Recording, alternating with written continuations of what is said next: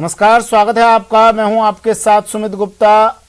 विश्व पर्यावरण दिवस है आज और प्रधानमंत्री ने इस अवसर पर कई योजनाओं को लॉन्च किया। संबोधित कर रहे हैं, सीधा लिए चलते हैं। वाटरवेज और मल्टी मॉडल कनेक्टिविटी को लेकर जो काम आज हो रहा है वो ग्रीन ट्रांसपोर्ट के मिशन को तो सशक्त करेगा ही, देश की लॉजिस्टिक एफिशिएंसी को भी बेहतर बनाएगा। देश के सैकड़ों जिलों में सीएनजी बेस्ड इंफ्रास्ट्रक्चर तैयार करना हो, फास्ट टैग जैसी आधुनिक व्यवस्था हो, इनसे प्रदूषण कम करने में बहुत मदद मिल रही है। आज देश में मेट्रो रेल की सेवा 5 शहरों से बढ़कर के 18 शहरों तक पहुंच चुकी है। सबअर्बन रेलवे की दिशा में भी जो काम हुआ है उससे पर्सनल व्हीकल्स का इस्तेमाल कम हुआ है। साथियों, आज देश के रेलवे नेटवर्क से एक बड़े हिस्से का बिजलीकरण किया जा चुका है। देश के एयरपोर्ट्स को भी तेजी से सोलर पावर आधारित बनाया जा रहा है। 2014 से पहले तक सिर्फ 7 एयरपोर्ट्स में सोलर पावर की सुविधा थी, जबकि आज ये संख्या 50 से ज्यादा हो चुकी है। एनर्जी एफिशिएंसी के लिए 80 से ज्यादा एयरपोर्ट्स में एलईडी लाइट्स लगाने का काम भी पूरा हो चुका है। भविष्य की तैयारियों से जुड़ा एक और उदाहरण मैं आपके सामने बताना चाहूंगा। स्टैच्यू ऑफ यूनिटी गुजरात में सरदार वल्लभ भाई का विश्व का सबसे बड़ा ऊंचा स्मारक बना है।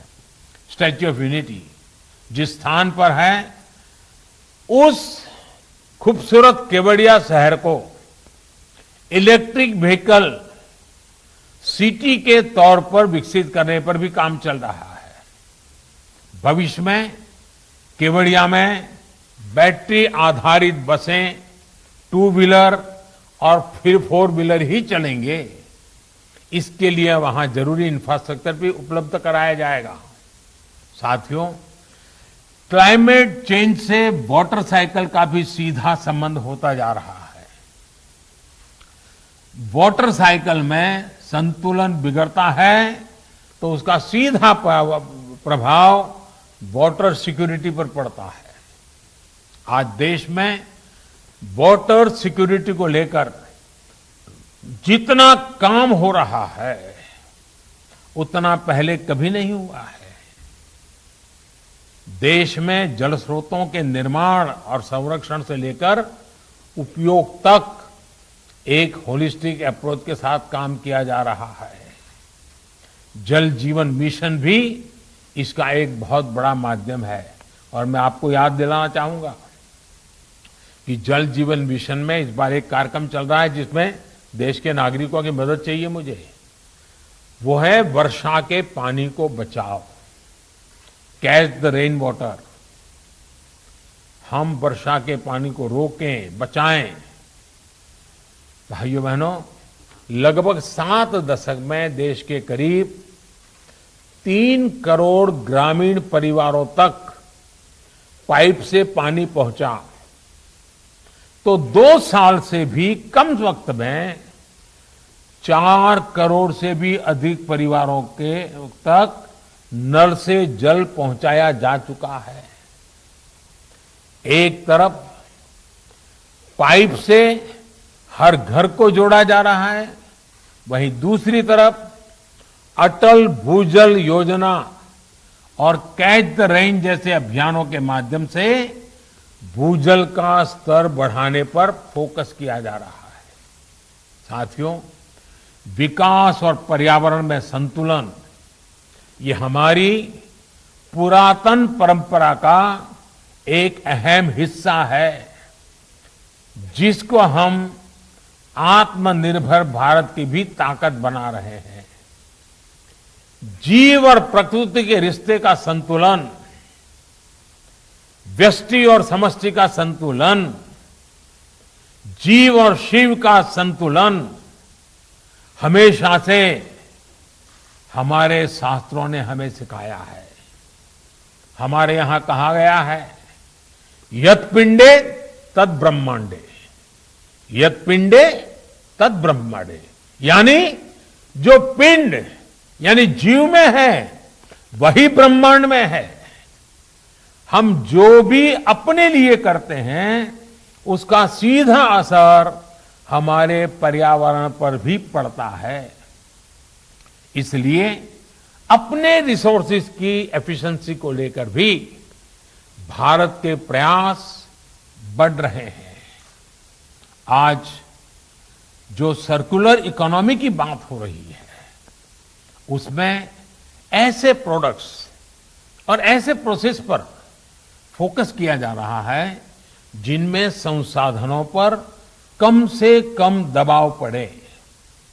सरकार ने भी ऐसे 11 क्षेत्रों की पहचान की है जिससे हम आधुनिक टेक्नोलॉजी के माध्यम से संसाधनों को रिसाइकिल करके सदुपयोग कर सकते हैं। वेस्ट टू वेल्थ यानी कचरे से कंचन अभियान पर बीते कुछ वर्षों में काफी काम हुआ है और अब इनको मिशन मोड में बहुत तेजी से आगे बढ़ाया जा रहा है। घरों और खेतों से निकला कचरा हो, स्क्रैप मेटल हो, लिथियम आयन बैटरीज हो, ऐसे अनेक क्षेत्रों में रिसाइकलिंग को नई टेक्नोलॉजी के माध्यम से प्रोत्साहित किया जा रहा है। इससे जुड़ा एक्शन प्लान जिसमें रेगुलेटरी और डेवलपमेंट से जुड़े सभी पहलू होंगे, इसको आने वाले महीनों में अमल में लाया जाएगा। साथियों, जलवायु की रक्षा के लिए, पर्यावरण की रक्षा के लिए हमारे प्रयासों का संगठित होना बहुत जरूरी है। देश का एक एक नागरिक जब जल, वायु और जमीन के संतुलन को साधने के लिए एकजुट होकर के प्रयास करेगा, तभी हम अपनी आने वाली पीढ़ियों को एक सुरक्षित पर्यावरण दे पाएंगे। हमारे पूर्वजों की कामना थी और बहुत अच्छी बात हमारे पूर्वजों हमारे लिए कह के गए हैं। हमारे पूर्वजों की हमसे क्या कामना थी? बहुत बढ़िया बात की उन्होंने कहा है, पृथ्वी ही पुहु च उर्वी भव, अर्थात संपूर्ण पृथ्वी, संपूर्ण परिवेश हम सभी के लिए उत्तम हो, हमारे सपनों को सुअवसर दे। इसी शुभकामना के साथ आज विश्व पर्यावरण दिवस पर उससे जुड़े सभी महानुभावों को अनेक अनेक शुभकामनाएं देता हूं।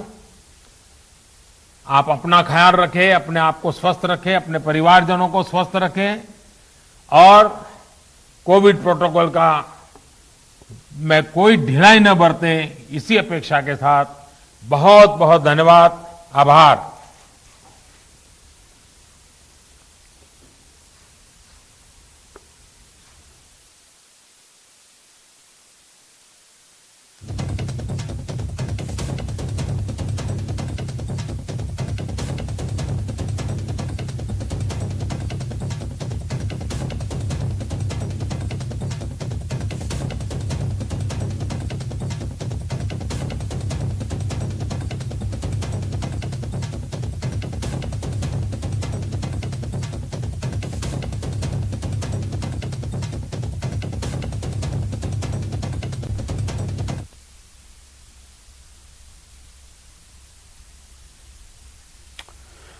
चलिए और खबर, पीएम मोदी ने आज वीडियो कॉन्फ्रेंसिंग के जरिए विश्व पर्यावरण दिवस कार्यक्रम में भाग लिया और उसी की सीधी तस्वीर आपको दिखा रहे थे।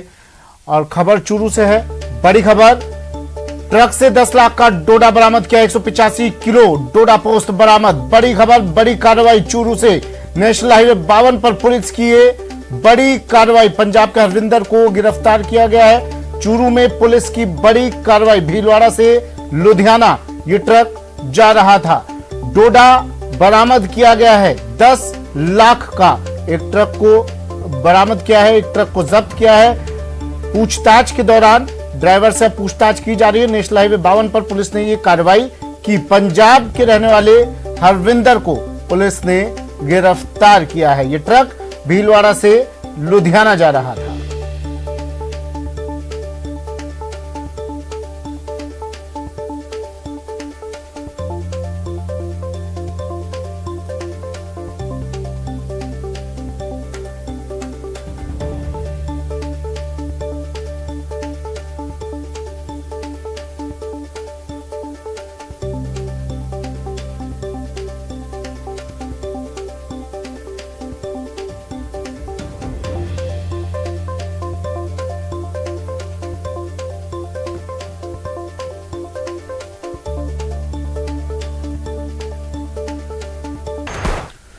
जयपुर में Covid dedicated ESI model hospital में भर्ती अधिकांश मरीज स्वस्थ होकर अपने घर जा चुके हैं। इस दौरान इलाज के साथ साथ मरीजों के उचित पोषण पर भी ध्यान दिया गया। चिकित्सा अधीक्षक डॉक्टर बनारसी दास के कुशल निर्देशन और उत्साहवर्धन से डॉक्टरों कर्मचारियों ने पूरे जी जान से मरीजों का इलाज किया। ईएसआई अस्पताल हमेशा से ही मरीजों की सेवा में तत्पर रहा है। डेडिकेटेड कोविड हॉस्पिटल होने के बाद से ही यहाँ भर्ती मरीजों का योग चिकित्सकों द्वारा इलाज किया गया। साथ ही उनकी समय समय पर काउंसलिंग भी की गई, जिससे कि उनमें पॉजिटिविटी बनी रहे। तरह मरीजों के पोषण का भी विशेष ध्यान रखा गया। प्रशासन द्वारा समय समय पर मरीजों की हर छोटी मोटी परेशानियों को दूर किया गया है और आज यहाँ अधिकांश मरीज ठीक होकर अपने घर को जा चुके हैं और इस समय बहुत ही कम मरीज यहाँ पे अपना सफलतापूर्वक इलाज करा रहे हैं। प्रदेश में कोरोना संकट के बीच शहर शहर पानी की किल्लत बढ़ने लगी है और पानी की किल्लत से परेशान लोग सड़कों पर उतरने लगे हैं। शहर शहर पानी के लिए प्रदर्शन। कहीं महिलाओं का आक्रोश,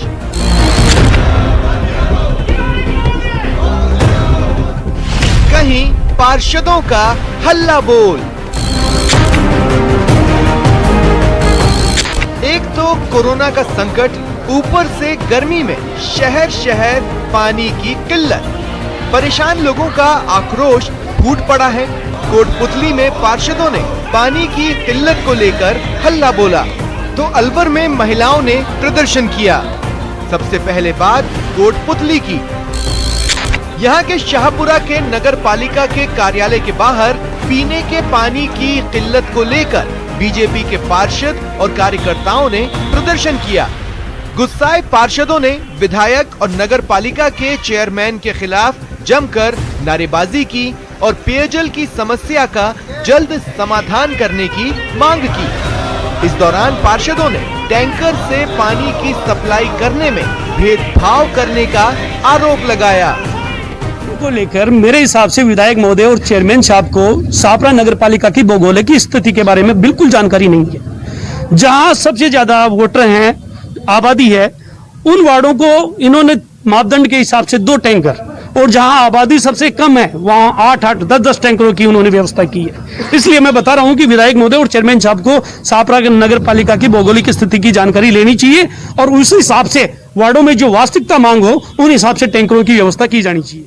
मेरा तो ये विधायक साहब से निवेदन है और चेयरमैन साहब से निवेदन है कि इस पानी की व्यवस्था को वापस पुनः एक बार देखें और इसको दुरुस्त करें, सही करें और इस तरह का सौतेला व्यवहार नहीं करें, जिससे क्योंकि वोटर तो पूरे गांव में ही रहते हैं, ये थोड़ी है कि किन्हीं वार्डों में ही रहते हैं। उधर अलवर के ब्रह्मचारी मोहल्ले में पानी की किल्लत से परेशान महिलाएं सड़कों पर उतरी और जिला परिषद कार्यालय पहुंच गई, जहां अधिकारियों की बैठक ले रही महिला एवं बाल विकास मंत्री ममता भूपेश को ज्ञापन सौंपकर पेयजल की समस्या से अवगत कराया गया। महिलाओं का कहना है अधिकारियों से लेकर जनप्रतिनिधियों तक से कई बार गुहार लगा चुके हैं, लेकिन पेयजल की समस्या का समाधान नहीं किया गया। चलिए फिलहाल इतना ही, दीजिए इजाजत, नमस्कार।